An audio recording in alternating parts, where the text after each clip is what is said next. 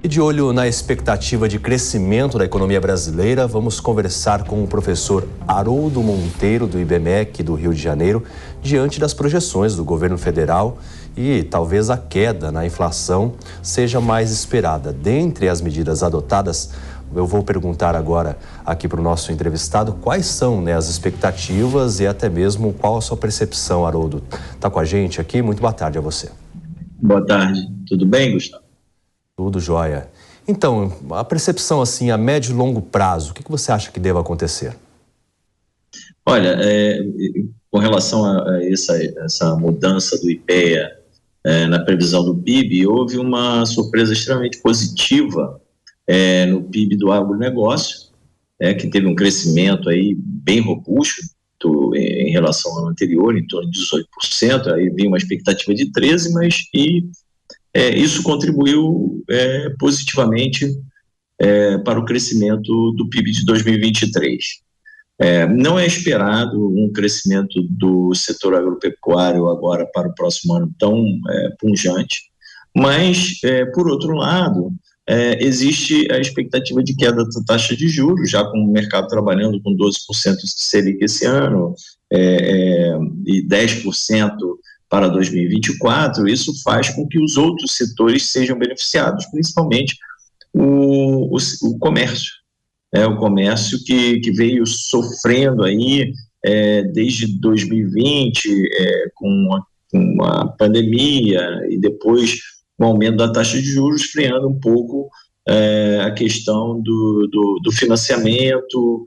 Houve um incremento muito grande da inadimplência, e eu acredito que isso aí vai dar uma arrefecida e vai ajudar esse PIB, vão ser os drivers do crescimento do PIB para 2024. Em relação também ao setor de serviços, a gente comentou ainda há pouco sobre essa situação, porque é um setor que está bastante preocupado e a gente vê o potencial do Brasil enorme para o agronegócio e realmente mantém as famílias brasileiras, Mas a questão do setor de serviços, fazendo associação com o agronegócio, porque a partir do momento que esse setor é prejudicado, a questão da tecnologia para desenvolver novas questões, como por exemplo, drones que fazem pulverização, tecnologias de desenvolvimento na agricultura, na pecuária, esse setor sendo afetado também. Você acredita numa possível retração? Do setor de serviços, olha, eu acredito que todos os setores, há uma expectativa de uma melhor performance para esses setores agora a partir de 2023, segundo semestre, e 2024. Então a gente não trabalha aí com uma piora nas expectativas para esses setores, muito pelo contrário, a gente trabalha aí com uma melhora de expectativas. Em relação à reforma, Haroldo, o que você acha que faltou, que ficou de fora?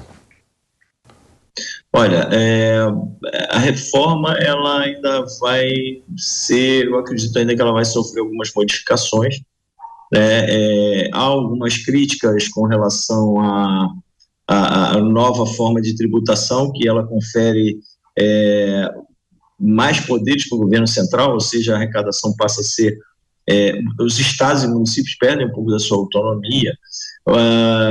Há uma crítica com relação a isso. Não acredito que haja não trabalho nem nada parecido com uma redução de carga tributária, exceto para determinados setores. Pode ser que a questão aí das cestas básicas podem ter seus impostos diminuídos. De repente, algum setor específico ele pode ser beneficiado, mas no cômputo geral, não acredito que não vai haver redução de carga tributária, muito pelo contrário.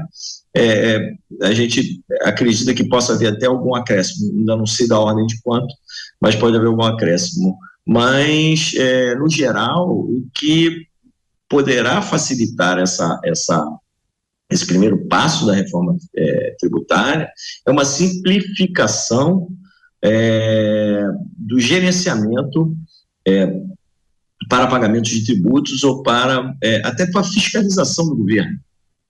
Hoje as empresas têm uma dificuldade muito grande, você tem um grande número de pessoas, você gasta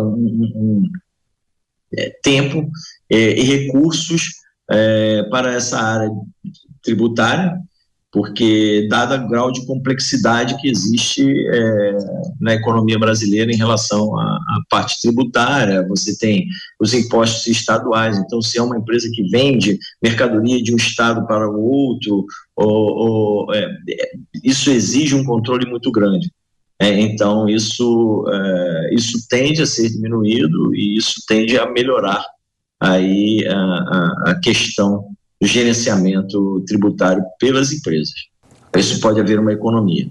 Acredito que até no próprio agronegócio, né? Porque tem regiões produtoras de determinados alimentos, manda para outras regiões e essa questão, então, tende a ficar mais simplificada. Vou incluir na nossa conversa o Segré, porque ele também tem algumas dúvidas, alguns questionamentos. Boa tarde, professor Haroldo.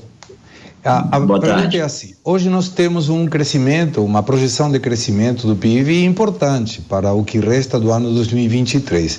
A partir de agosto, todos esperamos, vai descer o valor da taxa Selic. Isso não pode aumentar a vontade de consumir do brasileiro, puxar uma questão de crescimento para cima, mas juntamente com o crescimento também tracionar um aumento da inflação que hoje o governo precisa controlar?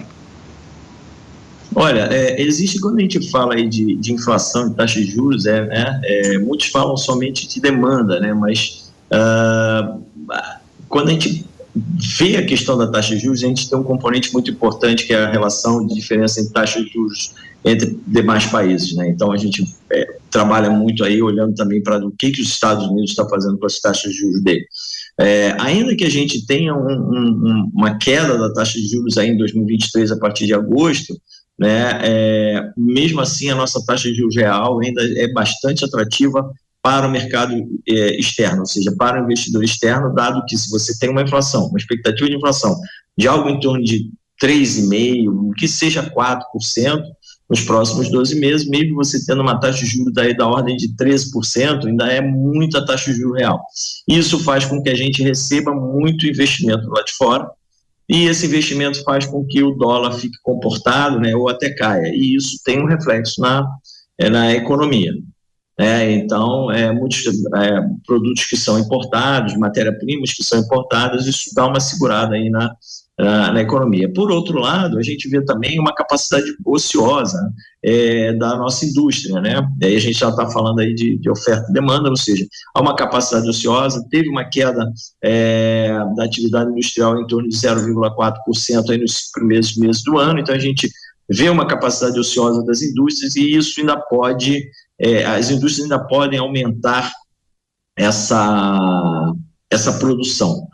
Então, se a gente tiver um dólar controlado e ainda uma capacidade ociosa sendo preenchida, eu acredito que ainda para que haja uma inflação, um componente de inflação ainda vai demorar tempo. Ainda que existe outro fator, né, que com a queda de taxa de juros a gente já tem aí um período, né, que essa queda vai fazer efeito, ou seja, não cai hoje e o investidor já entra no mercado fazendo o seu investimento em projetos e tudo mais. Isso daí ele vai voltando aos poucos, existe uma defasagem de mais de 6 meses para que essa queda de taxa de juros comece a fazer efeito na economia.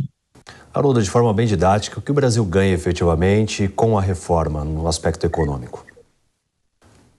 Olha, eu acredito que a gente vai ganhar mais transparência, né? Como eu falei, uma simplificação desses tributos, eu acho que isso pode ser um primeiro passo. Eu não vejo, não foi aventada nenhuma redução, nenhuma redução tributária. Existe aí alguns setores que vão ser mais tributados, outros que não vão ser menos tributados, como exemplo, por exemplo, cesta básica. Então, existe uma expectativa de que alguns tributos sejam tirados da cesta básica e até os atacadistas, varejistas que vendem alimentos sejam beneficiados. Por outro lado, há um incremento na receita daqueles que, por exemplo, iates, jatos, embarcações, eles passam a pagar IPVA, só como exemplo, né? Existem outras coisas também envolvidas, mas existe aí uma mudança de tributação em determinados setores para outros. Então, assim, eu acho que foi dado o primeiro passo, eu acredito que isso que seja o mais importante, uma sinalização para que haja realmente uma reforma tributária que a gente consiga aí pagar menos imposto. Mas só que não é só a reforma tributária que fará com que o brasileiro passe passe a pagar menos imposto, mas também, que aí é a parte mais difícil, né, que é o Estado deixar de ser tão inchado e passe também a cortar custos, para que aí sim a gente tenha um mercado mais dinâmico e propiciando maior crescimento econômico. Esse é o ponto-chave, né, Haroldo? Bom, conversamos aqui com o Haroldo Monteiro. Muito obrigado pela sua participação aqui no Fast News deste domingo. E um excelente começo de semana, né? Obrigado, Gustavo. Um abraço.